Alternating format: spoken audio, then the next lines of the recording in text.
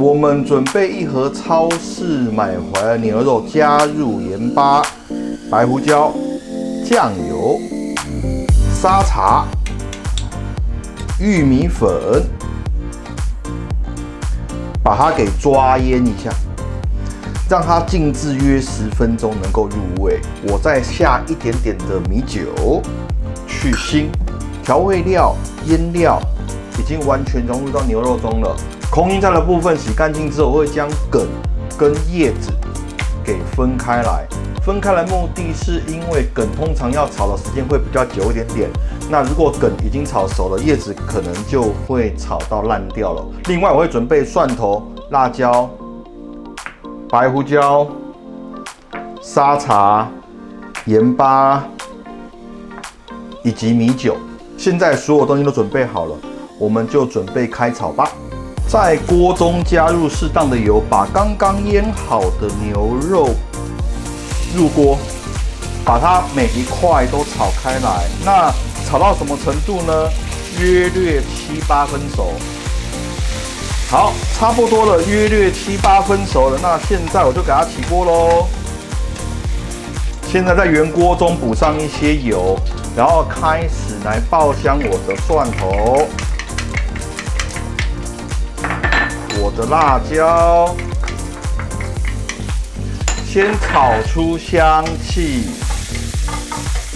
炒出香气之后呢，再加上我的沙茶酱，不管是沙茶酱还是番茄酱，还是其他酱料，辣豆瓣酱都需要先把它炒出味道来。好，紧接着下我们的菜梗。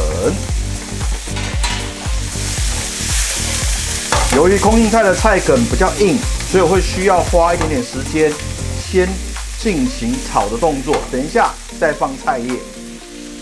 菜梗 OK 了，菜叶下，牛肉下，开始翻炒它。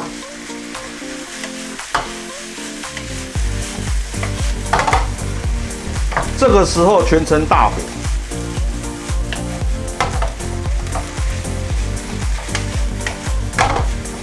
加入我们的白胡椒，我们的砂糖，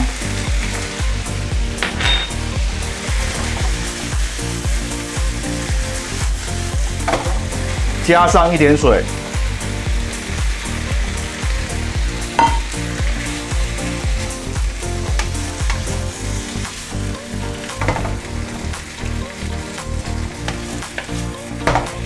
盖上锅盖，稍微焖一下下，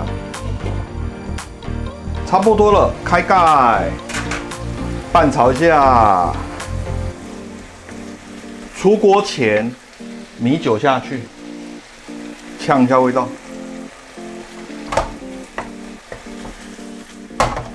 我的沙茶牛肉就完成了。